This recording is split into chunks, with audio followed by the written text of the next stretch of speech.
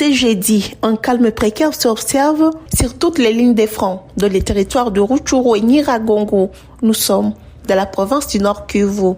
C'est hier que de nouveaux affrontements ont été signalés vers Kishishi, dans les territoires de Rutshuru au Nord Kivu, dans la chefferie de Bwito. Ces nouveaux affrontements opposés depuis la matinée d'hier, les forces armées de la RDC et les M23 à Kishishi, dans le groupement de Bambo, chefferie de Bwito. Des détonations d'armes lourdes et légères ont été entendues pendant ces temps dans la région de Kishishi depuis 4 heures du matin. Selon les sources des populations locales, l'armée n'a pas hésité de repousser les rebelles venus de Bambo. Leur objectif était de prendre Kishishi et progresser vers Kirima et couper la route Kichanga-Goma. Jusqu'à présent, aucune communication officielle des forces armées de la RDC pour ces affrontements dans la chefferie de Bwito. Sur les fronts sud-est, une psychose a été observée. Certains habitants des localités du groupement de Binza dans la chefferie de Bwisha se déplacent vers Nyamilima, Ishasha et Nyakakoma, toujours dans le groupement de Binza, territoire de Rutshuru, et d'autres victimes de guerre traversent la frontière pour se réfugier en Ouganda, pays voisin de la RDC. En rappel, depuis fin octobre dernier, les rebelles M23 se sont emparés de plusieurs agglomérations situées le long de la route nationale numéro 2 dans le territoire de Rutshuru. Le trafic entre Goma et Rutshuru demeure suspendu sur cet axe. Certains conducteurs de véhicules qui empruntent l'axe de Kichanga dans le territoire de Masisi éprouvent d'énormes difficultés pour atteindre Goma, la route, dans un état de délabrement très avancé dans cette période pluvieuse. Le Conseil de sécurité des Nations Unies exige la cessation des hostilités et le retrait immédiat du M23 de toutes les zones qu'il occupe de la province du Nord Kivu. Les membres du dit Conseil ont lancé cette exigence à l'issue du passage de la représentante spéciale du secrétaire général des Nations Unies en République démocratique du Congo, Bintou Keïta, qui a informé sur la situation volatile de la province du Nord Kivu. Peut-on lire sur les sites des Nations Unies, les membres du Conseil ont exigé la cessation immédiate des hostilités de toute nouvelle avancée du M23 et le retrait de toutes les zones occupées. À cette exigence, il appelle tous les groupes armés à cesser tout acte de violence tout en les invitant à rejoindre rapidement le processus de désarmement engagé par le gouvernement congolais. Aux groupes étrangers, ces conseils leur demandent de regagner leur pays d'origine.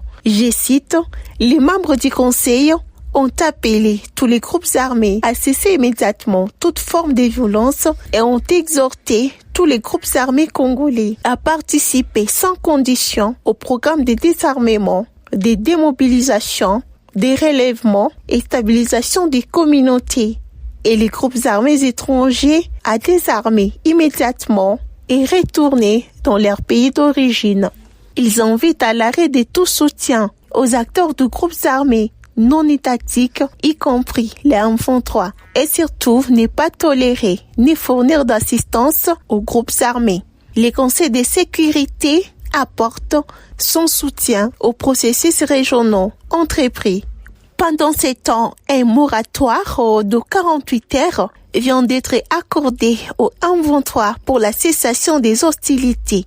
Réunis ce mercredi 23 novembre dans le cadre du mini-sommet à Luanda, dans l'objectif d'établir les plans de mise en œuvre des actions prioritaires qui conduiront à la cessation des hostilités et au retrait du M23 des zones occupées sur le territoire congolais. Les chefs d'État ont accordé un moratoire de 2 jours aux éléments du M23 pour une cessation des hostilités et le retrait immédiat de toutes les localités.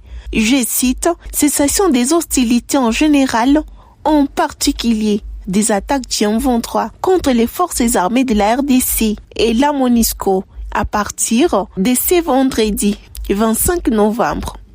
Retrait du M23 des zones occupées et retour de ses positions initiales à Sabinyo, côté RDC, sous le contrôle des forces armées de la République démocratique du Congo, de la force régionale, en collaboration avec la MONUSCO, peut-on lire dans ses communiqués finaux. Ces mini-sommets renforcent l'idée de la création d'une zone tampon entre les belligérants et la cessation de tout soutien à tous les groupes armés opérant dans l'est de la République démocratique du Congo.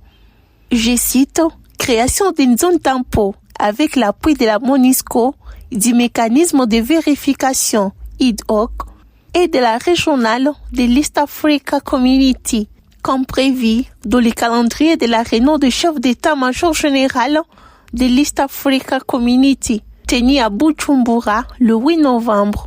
Cessation de tout soutien politico-militaire au M23 et à tous les groupes armés locaux et étrangers opérant dans l'est de la République démocratique du Congo poursuivent les chefs d'État. D'autres groupes armés sont appelés à déposer immédiatement les armes dans l'objectif d'ouvrir la voie au rapatriement sans condition, suivant le processus de Nairobi et le désarmement, cantonnement des hommes du M23 sur le territoire congolais sous le contrôle de forces armées de la RDC et d'autres acteurs impliqués dans le processus. Le mini-sommet a également décidé de la poursuite des opérations de déploiement complet des troupes de la force régionale de la province du Nord Kivu, considérées comme base de ces éléments. La reprise des consultations entre les gouvernements de Kinshasa et les groupes armés est annoncée dans les prochains jours et une probable reprise des dialogues entre la RDC et le Rwanda dans l'objectif de la normalisation de relations diplomatiques tendues entre les deux pays suite au soutien de Kigali aux éléments du M23. Merci de nous suivre sur Afro Info 243. Merci de nous laisser un commentaire, liker et partager nos vidéos. Vous êtes nouveau, abonnez-vous sur Afro Info 243.